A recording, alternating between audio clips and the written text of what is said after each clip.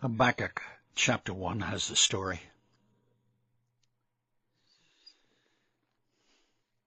A fellow walks down the street, and in some alley he sees some people being mugged by local gangsters.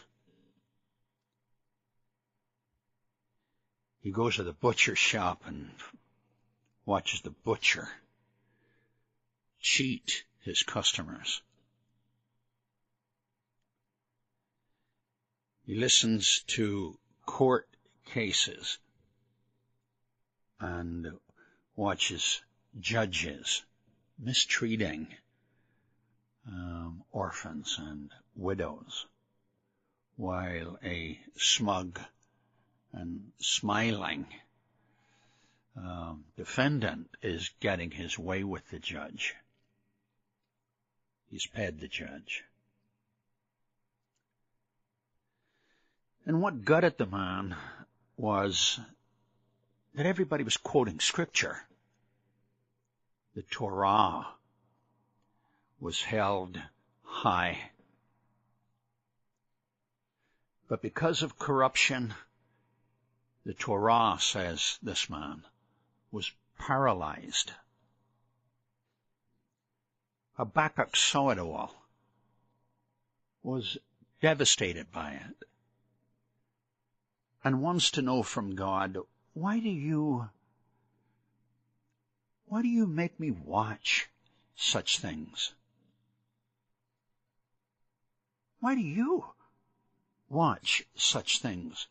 I speak to you all the time about it, and nothing do I hear from you. God then speaks to him. Habakkuk 1 has the story. God speaks to him and says, I'm going to deal with it. Look toward the nations. I'm going to do something that you will not believe even when I tell you. I'm going to raise up a scourge of international gangsters, and I will bring them against this people. Well, among other things, it frightens the prophet witless. He finally responds, surely, Lord, you are from everlasting, aren't you? And he implies the commitment that God has made, the changeless one who said to Israel, I've made a covenant with you and I'll not walk away. But the prophet's thinking of this oncoming scourge, who are, as God said earlier, bent on violence. He said, we aren't going to die, are we? So frightened, and he will tell us so again in chapter 3, verse 16. Everything about me, he said, has turned to jelly. My mouth can't speak. My legs can't support me.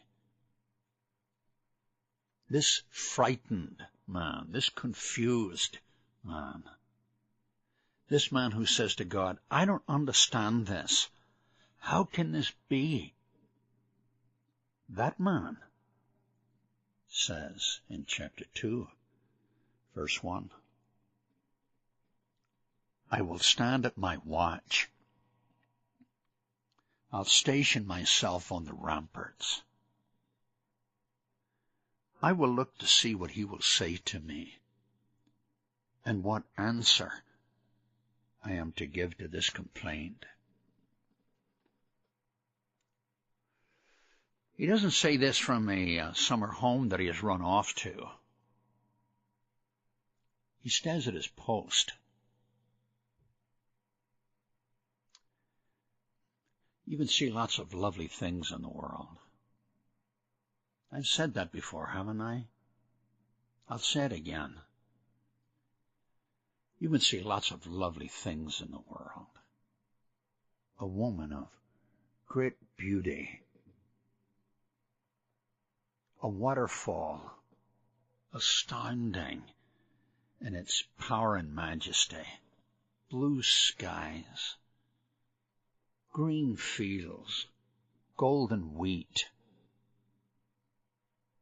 10,000 times 10,000 things. But you'll never see anything more glorious than a human who maintains his loyalty to God and to his commitments in general. You'll never see anything more glorious than someone who gives his word and keeps it. You've seen that, I'm sure. And praise God, you might even be such a one. This man said, I'm not leaving. I'm waiting. Scared and all, confused and all. I'm not leaving. I'm standing by, and I'm going to wait till God makes all this thing clear. We love loyalty. We love people who keep their word.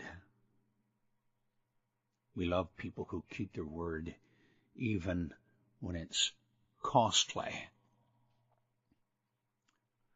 We see it in fiction, don't we? In that splendid book of his, Charles Dickens speaks of Sidney Carton. The book, as you know, is the Tale of Two Cities. Carton is the prodigal young lawyer who has fallen under the spell of Lucy Manette, the doctor's daughter. He now realizes he has wasted his life. And though he knows she can never love him, he has told her of his love for her. But her heart has been given to another, Charles Darnay. Charles Darnay and Carton are spitting images. It was difficult to tell the difference between them. And Carton is jealous of the man, but not so jealous that he doesn't recognize the beauty of this girl, Lucy Manette, not only in appearance, but in her way, how she carried herself with her father and her family, how she spoke, how she looked, her tone, everything about her. Give him life. And acknowledging that he has wasted his life, he says to her, I'm like one who died young. All my life might have been. Well, she gently protests about all of that and says that better can be ahead for him. But he insists that it's too late, assuring her that he'll never again in all his life so much as hint at what he is now saying. He pours out his sad soul in helpless gratitude to her, who has come to mean so much more to him than his own life. He said, dreams that I didn't think I'd ever dream again.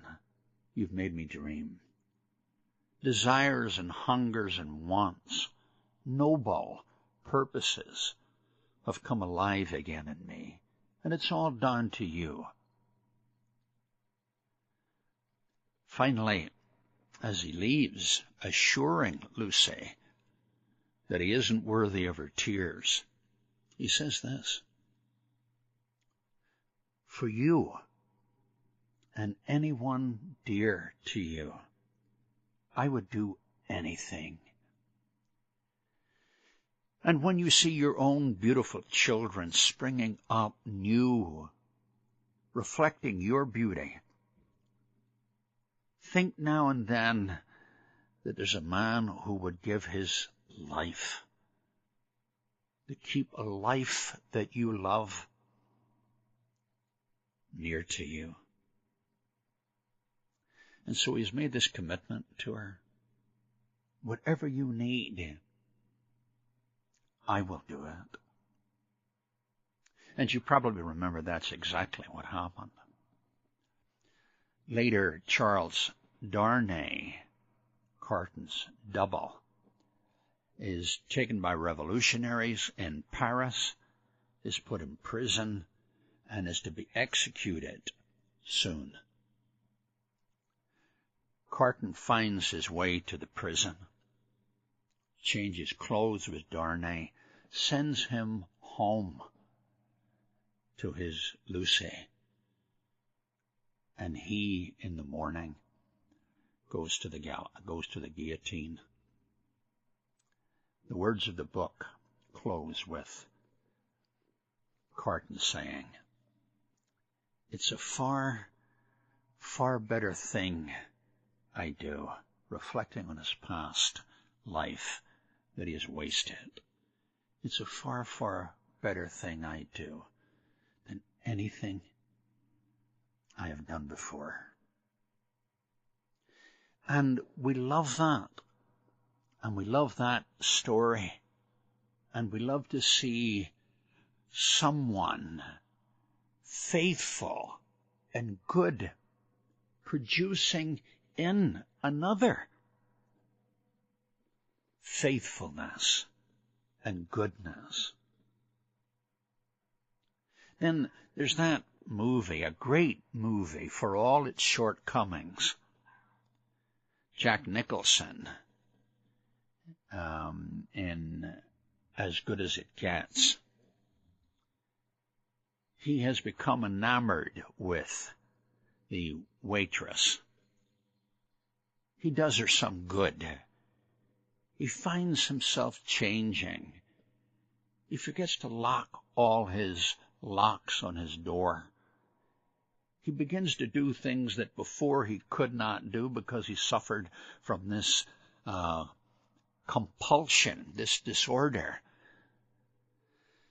And he's with her one evening, having taken her to a restaurant.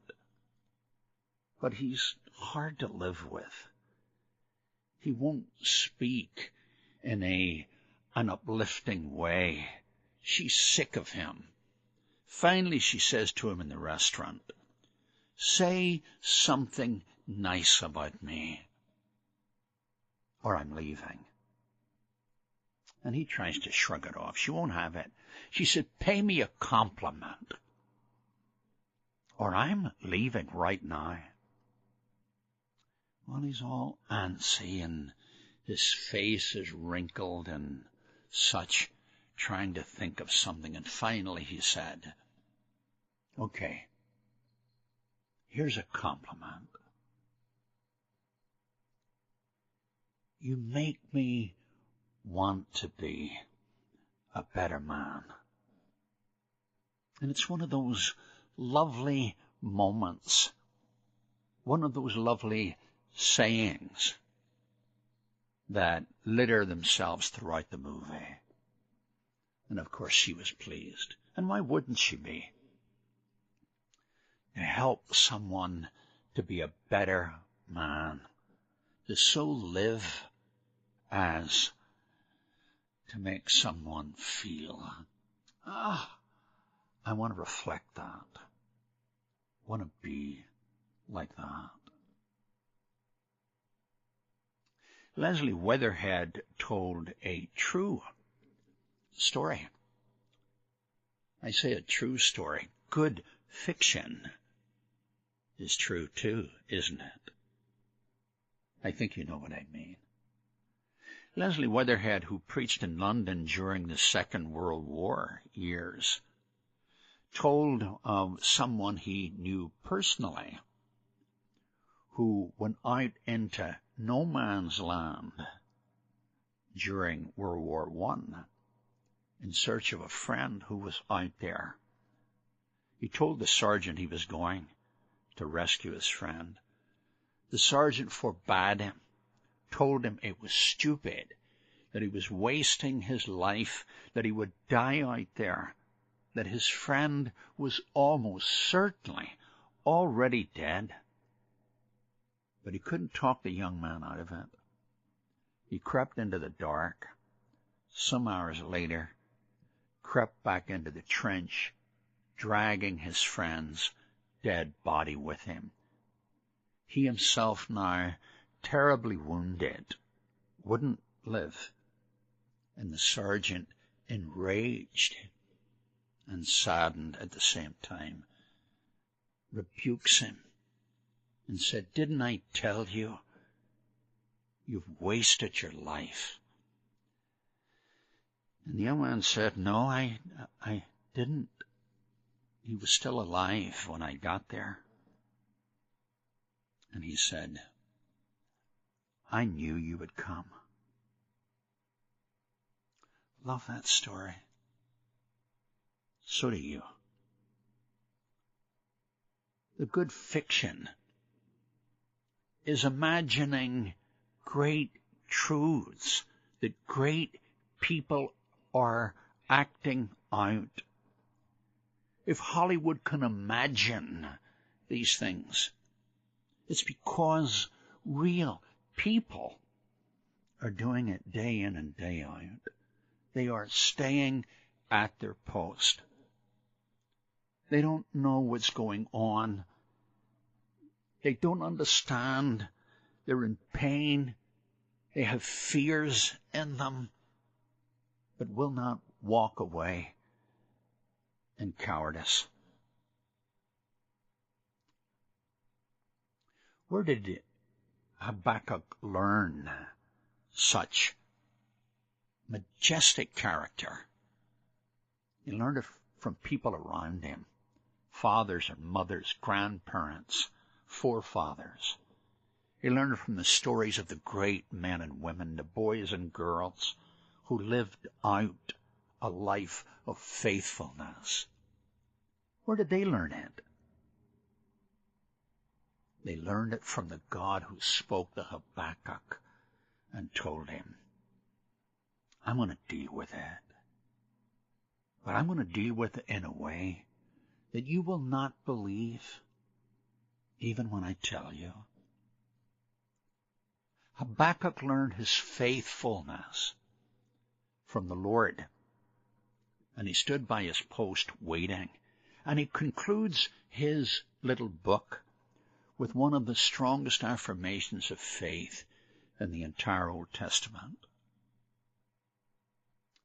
He said, "Though the olives don't grow, though the grapes aren't on the vine, though the fields aren't bringing crops, though there are no herds, though there are no flocks," he said, "yet I'm going to believe. I'm going to stay at my post. For God is my lot." He said, "I'm going to stay, and I'm going to be faithful.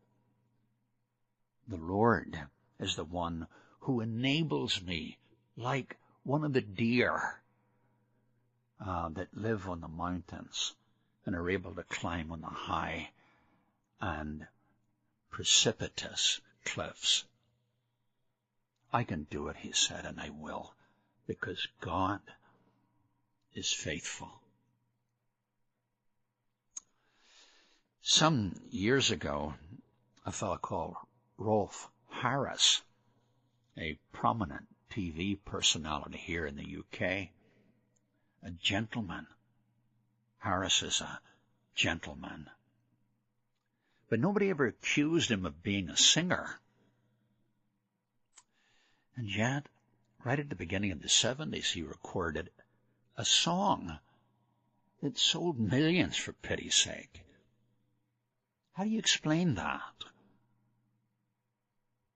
Well, he was interviewed. I saw him interviewed, and he said that he had met up with a friend of his. He's an Australian, Harris. He met up with an Australian friend of his, a guy who went about doing little shows here and there. Didn't make a lot of money and certainly didn't have a big name, but he was so excited when he came to Rolf Harris. He said, "I've got a song that you need to record." And Harris said, I was afraid. He said, I didn't know what to say to him. If I was going to turn him down, I didn't want to hurt his feelings and all of that. That's the kind of man Rolf Harris is. And the man began the song. It's called Two Little Boys. And it goes like, two little boys had two little toys. Each had a wooden horse. Every day they'd ride the countryside. Two warriors, of course. One little chap had a mishap. Broke off his horse's head, wept for his toy, and cried for joy when his playmate said, "Do you think I'd leave you crying? There's room on my horse for two. Climb up here, Jack. We'll soon be flying. I can go just as fast with two. When we grow up, we'll both be soldiers, and our horses won't be toys.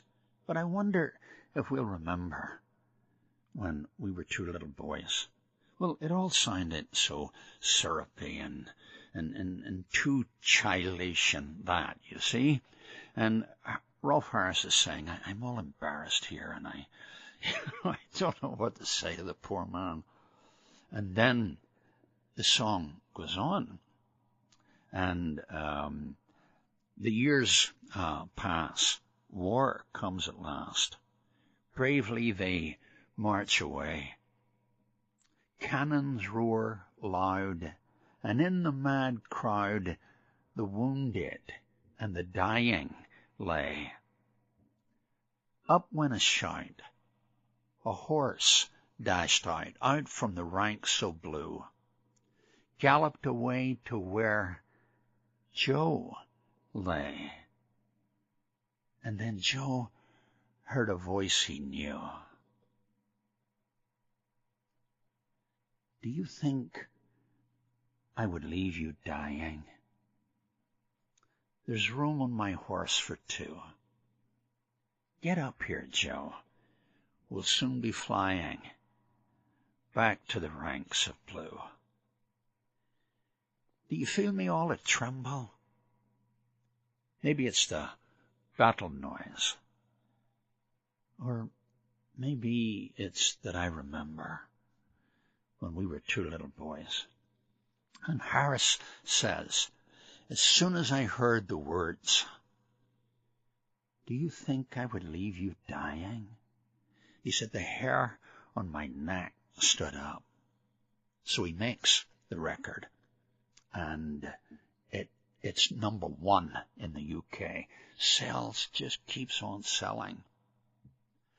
And the way it's presented, you see, there's this nice pause that he gallops out to where Joe lay, and then Joe hears a voice he knew, and there's this long, not too long, but nice pause before you hear these words. "Do you think I would leave you dying when there's room on my horse for two?" And that, says Harris, compelled me to make it. And it didn't only thrill him, it thrilled millions of people who, at the very time when pop was really going well. Why is that? Because we love devotion. We love loyalty. We love people who are like that. We love relationships that exist like that. There was a planet rolling in its misery in one of those galactic backwaters. And God one day was walking through the universe and heard the planet sobbing, and said, "Do you think I would leave you dying